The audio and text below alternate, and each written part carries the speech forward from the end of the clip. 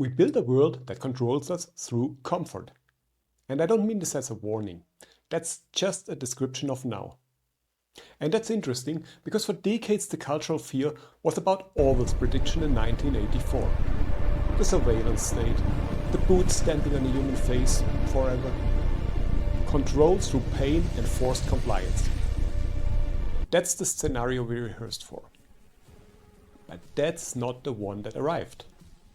A few years ago, I made a decision that looked strange from the outside. I quit a successful corporate career, we sold almost everything we had, and I moved with my family to Mexico. Not because we had a clear plan, but because I had the growing suspicion that the comfort I had built was not neutral. That the ease was quietly making certain questions impossible to ask. At that time, I didn't have the language for it. But Aldous Huxley gave it to me later. In Brave New World, published in 1932, Huxley imagined a society that had solved the problem of human unhappiness. Not through wisdom or depth, but by eliminating the conditions that make suffering possible. No loss, no longing, no friction, and no becoming. The world state motto in this book were 3 words: community, identity, stability. And it worked. Everyone was content. Nobody was free.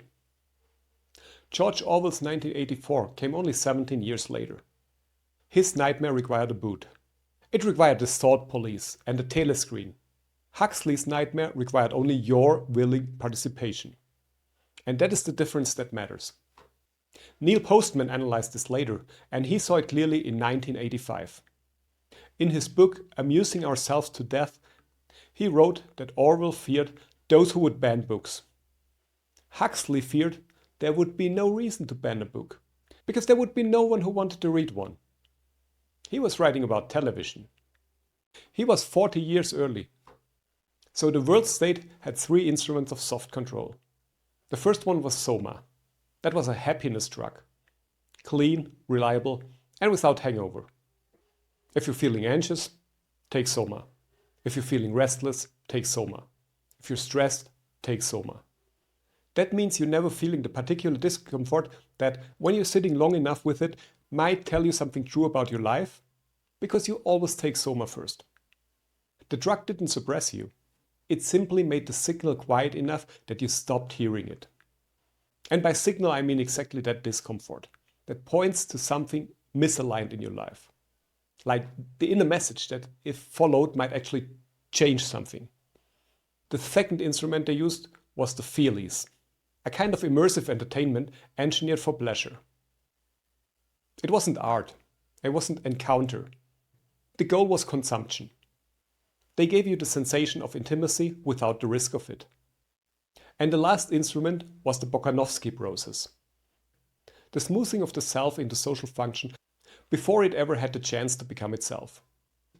Now take a moment and think about these 3 things, and then look at what's in your pocket. Your smartphone is Soma.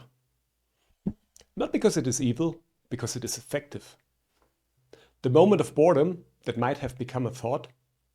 The silence that might have become a question. The restlessness that might have told you something you needed to hear.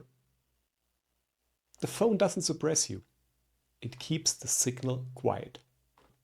Tinder and every other social media platform, they are the Feelies. When intimacy is organized as a browsing feature, something fundamental changes. The swipe trains you to evaluate people at the speed of preference. They become mere options. Connection becomes content. The third analogy is more delicate. Medication for depression and anxiety has brought real relief to real people. And that's not what I'm questioning or arguing against. But what matters is when pharmacology is used not only to treat illness, but to pacify signal. When what is being smoothed is not pathology, but the self trying to become something. And that is Bokanovsky's process, offered freely and accepted gratefully. Now, here's what this looks like in a life that, at least from the outside, appears to be working. You have a career that pays well and demands enough of your attention that you rarely have to ask whether it still means anything. You have a relationship that is comfortable, not bad and not particularly alive. but comfortable. And you have your phone that fills every uncomfortable gap. Sunday evening arrives with a low-grade unease you can't quite name. You start scrolling. Monday comes, the signal was there. You just never had to hear it. Or look at this version. You have been in the same role for 6 years. You're good at it. Yet somewhere underneath the competence you know you stopped growing inside it years ago. But your salary is real, the title is real, the profile looks exactly as it should.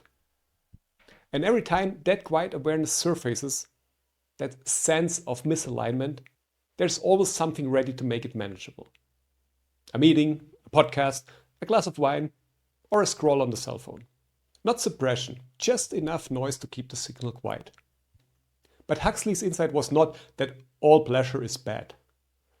It was that a life organized entirely around the avoidance of discomfort eventually becomes a life in which nothing truly important can happen.